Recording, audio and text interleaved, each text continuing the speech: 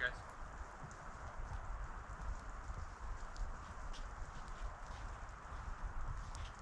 Come on, Sven. Come on, Bjorn. Let's go. Come on up. The dogs. How's it going, everyone? Welcome back to the homestead. Can't tell, winter is here, and winter brings a lot of darkness. So in this episode of the Modern Mountain Man Project, we're going to be talking about all things lighting, from my headlamp like you saw in the opening clip and what I'm using right here, going back to kerosene lamps, and we're even going to talk about candles. So just stay tuned. We're going to cover a lot in this video, and like always, timestamps are below. Let's get inside and let's get started. So we're going to start with the candles to my right and then work our way up to the LED flashlight and headlamp. And yes, I do have other means of lighting, like say a Coleman lantern or just the good old stick with a flame on the end of it. But this is the stuff that I use on at least a semi-regular basis. I would say I use all of these at least once a year. And then as we progress along, we're going to get to the more frequently used means of lighting from the least frequently used means of lighting.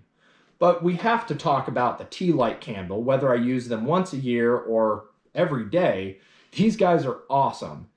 They're not the most effective. They're not the easiest to use. Like, you're not going to be able to light this and then walk around your house with it unless you put it in a little teacup dish or something. But they do work, and they're cheap. That's the big selling point for me. You can get a couple hundred of these guys for just a few bucks. And then you're asking yourself, what am I going to do with a couple hundred candles? What's the point of that? You're going to take those and you're going to stash them anywhere you may be in the event of a power outage. In your medicine cabinet, in your sock drawer, in the cupboards of your kitchen. And then if you're brushing your teeth in the middle of the night and boom, the lights go off, you open up your medicine cabinet, pull one of these guys out, get your lighter that you always have on you because you always have that lighter on you, right? It's part of your EDC. They just light one of these up. Boom, you have an instant means of light right there. Like I say, it may not be the most effective, it may not be the easiest to use, but hey, in a pinch, it works. Now, an upgrade from the tea light candle is going to be beeswax candles. Beeswax burns dimmer than paraffin wax, but it lasts a lot longer. The old adage is true. Now, paraffin does have its advantages in certain instances, and we will talk about that a little bit more in depth when I show you guys how to make, I gotta open it, my survival candle. I talked about this in my EDC video, which I will link down below if you're interested. It has one paraffin candle surrounded by a whole bunch of beeswax with 2 wicks inside the beeswax. Don't want to give away too many of the secrets there, but if you want to go watch my EDC video, I talked about it a little bit more in depth there. But suffice to say, again, paraffin and beeswax both have their advantages and disadvantages. But one of the big advantages with beeswax is you can find it locally. I highly, highly recommend that you try to find a local beekeeper in your area because there's a very good chance that they make beeswax candles, or at the very least, you can get beeswax for very cheap and make your own candles very, very easily. Support your local economy and support your local ecology. That's both very, very important. Now, if you are going to use candles, whether they're paraffin or beeswax, a major upgrade is going to be a lantern like this guy here. This is similar to what people would have used back in the day, like 100, 200, 300 plus years ago. It may not have looked exactly like this, but it would have been something very similar. A means to hold the candle, reflect the light from the candle, and catch any wax that may fall off so that it's not falling onto you. And this covers it all in one nice little package. This is the Stonebridge Automatic Folding Lantern. And it actually goes back, the first patent number is November 27th, 1900. So these go back quite a ways. And the cool thing with these folding lanterns is that they do fold. I'm not going to do it for the sake of this video, I'll just put a picture in. But if you're camping, if you're backpacking, these can be a very fun little piece of kit if you do just want to be nostalgic and use candles. Now, the way you would light this, the older ones just had a little flap in the back where you could just push it to the side and light the candle. Much better in my opinion than this, but nevertheless, the top just folds up like that. Then you can tip the candle, light it, you're good to go. And then this not only has, if I could get the top closed, this is one of the tricky things with it, is it does want to fold a little funky sometimes. Not only do you have a handle to hold it, but there's also a hole in the back there if you want to mount it to a wall. Now, of course, use at your own risk, because of course there's going to be more of a fire risk with this than like an LED light bulb, but is it going to be that big of a fire risk? I'll leave that to you to decide.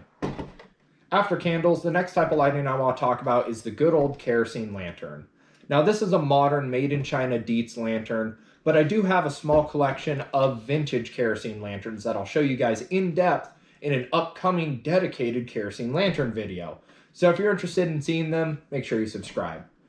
These guys are absolutely synonymous with the Old West and to a certain extent mountain men, thanks to Hollywood more than anything else, because they don't go back all that far. If I remember correctly, the designs only go back to like the 1880s or so. Understand, however, that oil lamps, of course, go back well into ancient times, but I'm just talking about the hot blast lantern like this or the more modern cold blast lantern. Those are relatively recent designs in the grand scheme of things. And they work pretty dang well. You know, obviously they're not going to beat the LED flashlights, but these old hurricane lanterns, they throw a lot of light and they're pretty dang efficient. One of these tanks lasts, I don't remember exactly how long off the top of my head, I'll have to put that in the video, but a ridiculously long time. So if you're looking to use them in an off-grid situation, they do work. Now, similar to the candles, there's a risk of fire hazard as well as fumes, carbon monoxide, so use at your own risk, but they're a tried, true, and tested design that people have used for well over 100 years, both outdoors and indoors. So use at your own risk, but you know, how much risk is there is kind of what I'm getting at. And believe it or not, there are a couple safety features built into these lanterns to prevent a fire. Number one, if they tip over, unlike in the movies, that flame will extinguish. So it's not going to be instantaneous, but that flame will go out. The second thing, again, not like the movies, if you're just using kerosene in them and not using like white gas or anything that you're not supposed to use in these lanterns, I'll say, kerosene is not that flammable.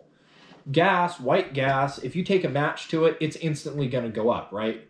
Kerosene, on the other hand, is pretty stable in that way. It's not going to catch on fire if you take a match to it. So if you spill a little bit, it's relatively safe. Again, there's always going to be some risk in using an open flame to light your house, but it's not that dangerous. It's not as dangerous as people make it out to be. Again, use at your own risk, do your own research, and be as careful as you can be, of course.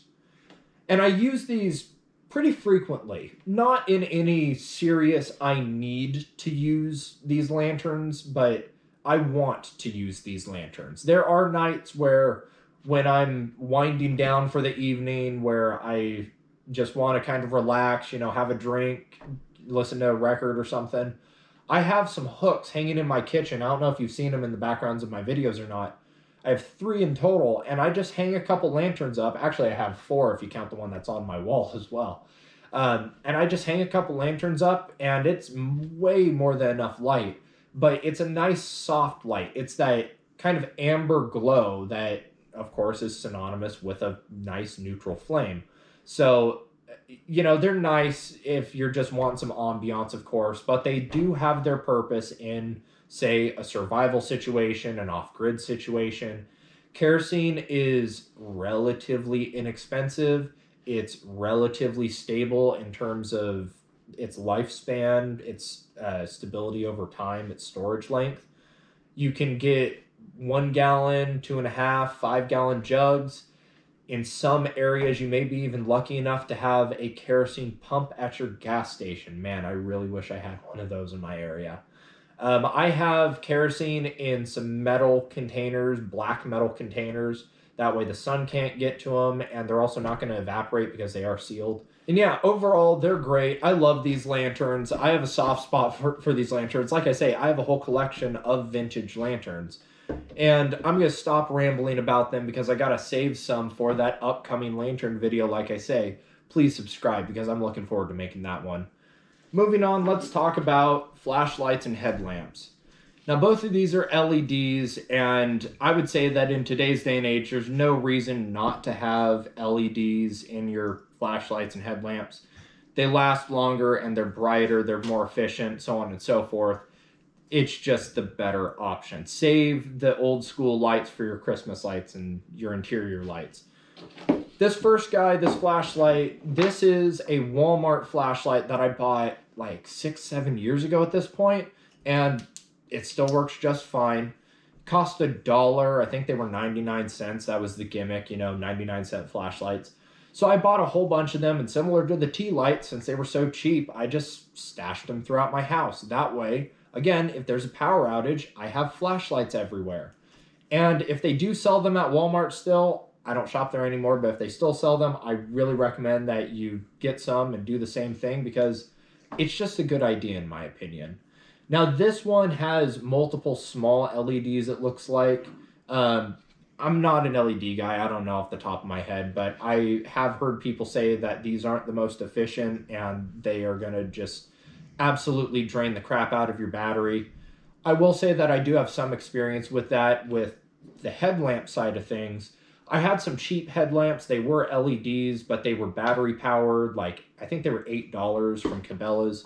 I got a couple of them just to try them out, and man, they just drain those batteries like crazy. But this does not throw as much light. I don't know if that's the main reason, but I haven't had too much of an issue with the batteries going dead on these prematurely. Stay away from those little $8 headlamps from Cabela's or Bass Pro, because those are just crap. I don't really have too much other experience with flashlights, admittedly. Way back in the day at my dad's house, he had one of those mag light flashlights, one of the cop flashlights. I think he got it at Costco at one point. That was just the house flashlight. So, I do have experience with those to a certain extent. Yeah, it was a pretty good flashlight, but holy crap, that thing was huge, bulky, heavy. Why do you need that thing unless you're planning on beating someone over the head with it, I guess? So, stick with these guys, or better yet, headlamps, because you could hold them like a flashlight, shine them around, or put them on your head, dual purpose. Now, this is the headlamp that I have in my EDC, my everyday carry. Let me move some of this stuff out of the way. This is a Petzl Attic Core. Now, Petzl headlamps, Petzl is a big brand in the outdoor community, mainly the climbing community, but they make a lot of headlamps as well. And the Core series of headlamps is really cool because the battery is rechargeable, but the system is also interchangeable with AAA batteries if you really get in a pinch and, the rechargeable one dies or goes down for whatever reason. You have a second means of power right there. So that's really cool. That's awesome. And this headlamp in particular, the Attic Core, it has 3 levels of brightness. I don't remember off the top of my head how bright they are, but it's bright enough to see anywhere you're going, and then holy crap, why would I need anything this bright? So, again, just good to have. I never use that really bright one unless I'm trying to find my new puppy Bjorn, but the middle setting, I think it's 400 lumens, works beautifully. This headlamp also has a red light setting, and I think it has 2 different brightness levels.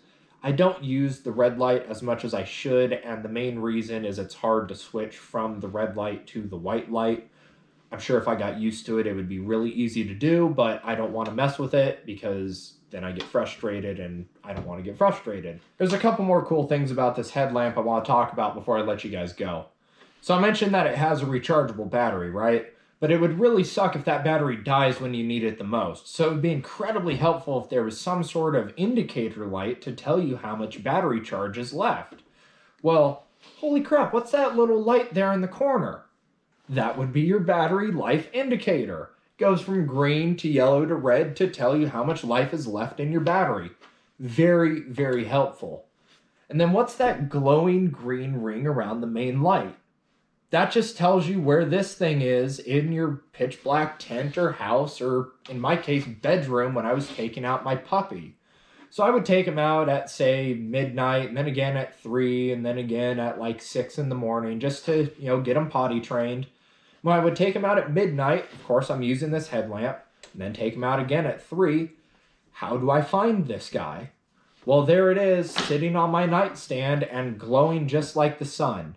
And when your eyes are adjusted to the dark, when your eyes are adjusted to sleeping, this really stands out. It glows like crazy. Like I say, it glows like the sun in my opinion. So incredibly helpful. Both of those are just insanely smart features that I'm sure other companies may have built into their headlamps at this point, but good on you, Petzl. And no, of course, they're not paying me. Petzl doesn't even know that I exist. I'm just a very happy customer. Another thing to go along with the very happy customer, they included not only a full sticker pack, not just a small sticker, but a full pack of stickers. And then they also included a little bag that you can put this guy into, and then it diffuses the light. So you can hang it up in your tent and use this as a substitute for a lantern. Super helpful, super convenient. And how much did that cost Petzl? Like half a penny? But for me, that's super useful and convenient. I love that. And then when I go backpacking, I don't need to go out and buy either a separate lantern or go try to find one of those diffuser bags. There it is right there included with my headlamp. Again, not sponsored at all, just a happy customer. That's all I got for you in this video, ladies and gentlemen. Hopefully you enjoyed or at least learned something. If you did, please consider leaving the video a like and subscribe if you haven't done so already. And share the video with someone you think also might enjoy it. That really helps me out. If you have any questions or comments, please feel free to leave them down below in the comments. I will try to reply to every single one that I see. And by the way, I'm going to try to get back to the every Monday upload schedule. I apologize for the brief hiatus there for a couple weeks, but I had a lot more pressing personal issues to attend to where I just couldn't be filming videos. But I'm back, and I hope to be back to that every Monday schedule like I mentioned, so subscribe for that. Hope you guys had a good Thanksgiving. Subscribe for more videos, all the Modern Mountain Man videos that are going to be coming out in the future, as well as homesteading videos.